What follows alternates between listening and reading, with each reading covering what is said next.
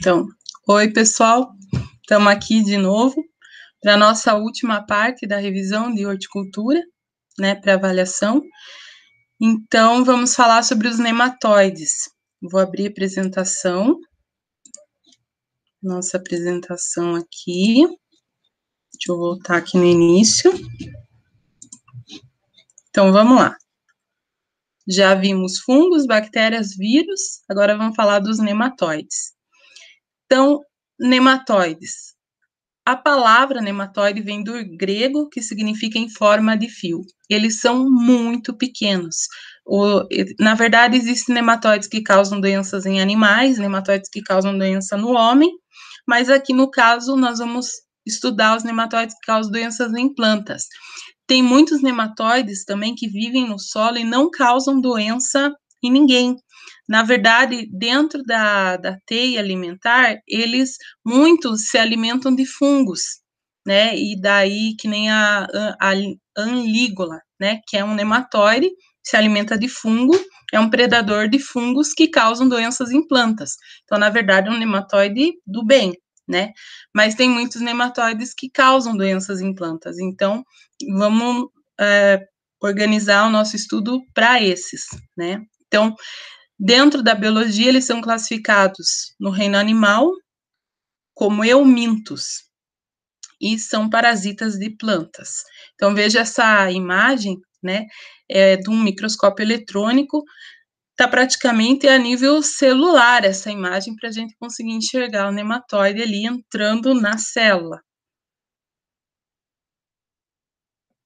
A maioria dos nematóides que causam doença em plantas são microscópicos. Isso significa que eles têm, em média, essas dimensões aqui, ó, de meio a 2 milímetros de largura e de 50 a 250 milímetros de comprimento. São totalmente transparentes, ou seja, dá para ver o interior deles, né? Eles são animais que a gente consegue ver todo o trato digestivo, toda a parte interna do animal. Então, aqui nós temos duas imagens. Uma é desse nematóide compridinho aqui, ó, tá vendo? E outra de um nematóide que sofreu uma deformação. Na verdade, essa aqui é uma fêmea. Então, ela sofreu uma deformação por causa dos ovos, da postura do nematóide. Então, tem basicamente 3 tipos.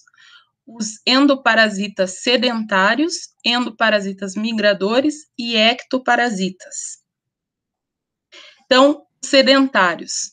Os sedentários são aqueles que penetram dentro da raiz da planta e sofrem uma transformação, uma deformação no seu corpo e não conseguem mais sair para predar outra raiz. Entende? Então, eles vão ter que viver dentro da raiz que eles entraram para sempre. Então, quem são eles? Tem duas espécies aqui que atacam várias culturas que estão dentro desse grupo, que são os nematóides Meloidogene e o Heterodera. Tá vendo? Essa aqui, ó, ele já foi um dia um nematóide compridinho, mas quando ele entrou dentro da raiz e começou a se alimentar, a fêmea teve essa transformação para ela conseguir produzir os ovos e produzir os nematóides filhotinhos, né? Então, ela forma um tipo de cisto, tá vendo? Na verdade, o nome desse nematóide é nematóide do cisto. Aqui, ó, ele tem a coloração mais clarinha, e com o passar do tempo, à medida que ele vai ficando velho, ó, ele vai ficando com essa coloração mais escura. Ó, um cisto rompido aqui, ó, tá vendo? Olha quantos ovos e quantos nematóides filhotinhos, tá vendo? Então, a fêmea sofreu uma deformação. E esses cistos é possível ver na raiz da planta, tá? Quando tem ataque desse nematóide, o meloidógeno. O outro grupo são os endoparasitas migradores, são aqueles que penetram na raiz, se alimentam, beleza. Quando não está tudo bem, ou a planta morreu, ou falta alimento, ele pode sair daquela raiz e entrar numa próxima raiz de outra planta e continuar se alimentando. Mas ele chega a entrar dentro da raiz, né? Igual os nematóides lá, que nem o meloidógena, né, ele também entra dentro da raiz. A diferença é que ele não sofre uma deformação no corpo e ele consegue sair e fazer predação na raiz de outra planta. Então, aqui tem 2 exemplos, esse aqui é o Rhadophilus e esse aqui é o Pratylencos, no milho. Então, 2 exemplos de nematóide que são endoparasitas migradores. E o terceiro grupo, que são dos ectoparasitas. Os ectoparasitas não entram dentro da raiz, não entram dentro de célula. O que eles têm é esse filetinho. Eles introduzem o filete na raiz, se alimentam das substâncias intracelulares ou da seiva da planta que eles querem se alimentar, e depois eles conseguem se movimentar e atacar uma outra raiz e fazer a mesma coisa. Então, ele não chega a entrar dentro da planta, né? Ele fica externo e, através desse filete, ele tem a sua alimentação. Então, 2 exemplos aqui, na verdade, são 3, mas aqui nós só temos 2, que é o Chifnema, que é esse aqui, o Escutelonema, não coloquei a imagem, e o Criconemoides, que é esse tipo de nematóide, ó, que tem essas ranhuras aqui na sua superfície, ó. Dá para ver bem, ó, esse aqui é o estilete de alimentação dele, ó. Esse aqui também, ó, o estilete de alimentação. Os sintomas de ataque do nematóide. No campo, a primeira coisa que a gente vê é uma reboleira, né? Reboleira é quando acontece uma mancha, assim que nem nessa segunda imagem aqui, ó, que dá para ver bem que tem uma mancha de ataque, né? E as plantas estão murchando, não conseguem se desenvolver bem, que a gente fala que estão com nanismo. No caso de pastagem, com esse entosseramento, né, de gramíneas, começa a querer fazer toceira, rebrotar muito, mas está muito, a planta está fraca, né, as folhas pequenas, e mesmo assim ela está fazendo toceira, né, então isso é sintoma, provavelmente, de nematóide. Se a gente olhar bem, é fácil de confundir com uma deficiência nutricional, ó. Você olha, né, uma mancha, você acha que é uma deficiência nutricional. A diferença é que, normalmente, deficiência nutricional é na área inteira, né, porque se for uma deficiência no solo, é naquela gleba. Só se for um local onde, por exemplo, assim, tem mais umidade, ou acontece alguma característica ali climática, né, ambiental, que faz com que tenha uma reboleira ali. Mas, normalmente, deficiência nutricional é na área, e não assim, né, em reboleira, como acontece aqui nesse caso, né. Então, olha aqui, ó, a primeira imagem, as plantas com nanismo, que a gente fala, ó, elas estão fracas, não estão se desenvolvendo, as do lado, ó, a fase que estão já, e essas aqui estão pequenas, né, com as folhas com manchas. No caso da planta, os sintomas principais: formação excessiva de raiz, principalmente que o nematóide ataca a raiz, então a planta, sabe, ele ataca uma raiz, ela tenta produzir outra raiz. Daí ele ataca outra raiz, ela tenta produzir outra, assim fica aquele emaranhado de raiz, né? Ou raízes muito deficientes, tipo, pouquíssimas raízes, né? Então, os 2 sintomas em raiz. Alguns nematóides formam galhas, que são aqueles caroços, né, na raiz. Eu tenho umas imagens mais para frente ali para a gente ver. Raízes em forma de dedos, rachaduras nas raízes, paralisação do crescimento, morte de raiz, manchas escuras em folhas, podridões e deformação, né, deformação em semente, deformação em raiz, deformação no colo da planta, onde o nematóide atacou. Então, aqui é um exemplo de galha, né, primeira imagem, essas galhas na formação da raiz aqui. O segundo, as manchas nas folhas, tá vendo, ó, manchas, murcha da planta, né, porque começa a atacar a raiz, a planta não consegue transportar a seiva, e a transmissão do nematóide. Pelos seus próprios movimentos, mas é muito difícil o nematóide ficar passando pelos seus próprios movimentos, porque ele é microscópico, mas o nematóide tem uma característica muito importante, que é a seguinte: por ele ser pequeno, ele consegue sobreviver por vários períodos de estiagem no campo, na lâmina de água. Então, por exemplo, assim, tá lá 30 dias sem chover, aquela água, que é a água de capilaridade, ou aquela água que transloca no solo, já evaporou, né? Aí, dentro das partículas do solo, existe uma água que a gente chama de estrutural. Essa, o solo não vai perder porque está dentro dos minerais dele.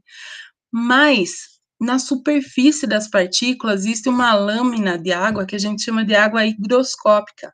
E o nematóide consegue sobreviver nessa lâmina, sabe?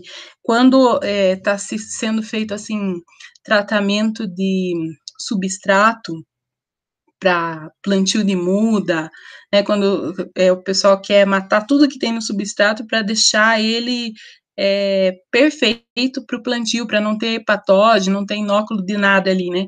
Então, tem um processo que às vezes o pessoal usa que se chama solarização, né? Ou através do sol, ou através de fornos, né, para poder aquecer ali e matar tudo que tem, deixar o substrato inerte, né, até quando vão fazer experimento em casa de vegetação, o pessoal utiliza esse processo de solarização para deixar o substrato sem nada, sem nenhum patógeno, ter certeza que ele está isento de qualquer coisa. E esse é um processo que é feito também para, por exemplo, matar nematóides, né? No caso do substrato, é mais fácil fazer isso, mas no campo, às vezes o pessoal cobre com lona e tal para fazer solarização. Se ficar, olha, mínima coisa de lâmina de água na superfície das partículas, o nematóide consegue sobreviver no campo. Por isso que é tão difícil matar nematóide, né? Então, uma das recomendações é a rotação de cultura para quebrar a alimentação dele, e nessa rotação incluir culturas que são, assim, que a gente fala assim, que matariam o nematóide, mas que na verdade quebram um ciclo dele, né? Então tem algumas que nem crotalária, tem vários adubos verdes que são recomendados nessas rotações de cultura justamente para quebrar o ciclo do nematóide. Então, a principal transmissão do nematóide em área agrícola é o homem. O homem entra, que nem a mesma coisa que eu comentei nas outras aulas, o homem entra com implemento, com o trator, com o implemento agrícola, o nematóide sobrevive nessa lâmina de água no torrão do solo, o torrão do solo cola no implemento, você vai para outra área, você está levando o nematóide. Né? Então, assim, a principal transmissão é o manejo agrícola.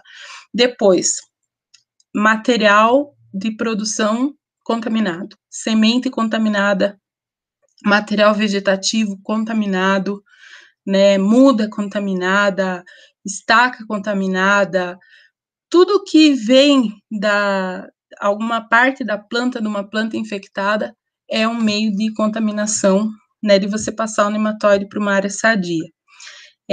Animais podem passar nematóide, insetos podem passar nematóide, a água de irrigação, né, é o principal meio de transporte do nematóide no solo, é a água, ele vai usar as lâminas de água para se transportar, e a água de irrigação pode estar contaminada e pode infestar uma área com o nematóide. Aqui alguns exemplos de nematóides agrícolas. Tem vários tipos de nematóide, eu coloquei alguns aqui só para a gente conhecer, né? Então, o primeiro, nematóide da semente do trigo, a anguina, né? Então, olha só, a semente está deformada, né? E olha os nematóides aqui do ladinho, ó, bem pequenos. Isso para a gente comparar mais ou menos o tamanho da semente com o nematóide. Vocês sabem o que é uma semente, né? É muito pequena a semente do trigo, então o nematóide, muito difícil enxergar isso aqui olho nu, né? Só com o microscópio. O nematóide do cisto da soja, que justamente forma esses cistos, que são as fêmeas deformadas com os ovos e com os nematóides dentro dela. Então, ó, na raiz, na soja, esses nematóides são bem menores que o rizóbio, né, que é a fixação biológica do nitrogênio lá com a bactéria, mas eles normalmente ficam pertinho, então tem que prestar bem atenção ali. O cisto tem esse formato de um limão, sabe? É diferente, o rhizobio é uma bolinha, né? Aqui não, aqui esse cisto tem o formato de um limão, de uma vírgula, né? Então tem que prestar atenção. E na verdade ele tem a coloração que vai do claro até o marrom bem escuro. Depende da idade dele, né? Se ele é um cisto jovem ou se ele é um cisto já que está seco, né? Que já amadureceu. E o nematóide das galhas. Nematóide da galha, o próprio nome fala, ele faz galhas. Então, ó, a deformação na raiz, ó, a raiz está completamente deformada com essas bolas, né, esses calos. Isso é a galha, né? Então, o meloidógeno é um nematóide que faz galha, tá? Então, para vocês verem, é um nematóide que entrou dentro da planta, né? Beleza? Então, sobre nematóide, é isso, né? E eu estou à disposição de vocês, porque vocês precisarem tirar as dúvidas. Já preparei a avaliação, tá bem simples, são 5 perguntinhas de marcar X, bem simples mesmo. Por essas aulas, pelo que a gente comentou aqui, vocês conseguem resolver, tem tudo no material de apoio, não são atividades repetidas, não são igual às atividades que eu postei, mas está tudo no material de apoio e nessas aulas de revisão para vocês.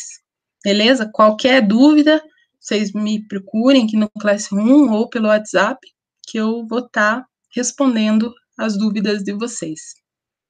Então, até a próxima. É isso. Boa sorte, bons estudos, boa sorte na avaliação.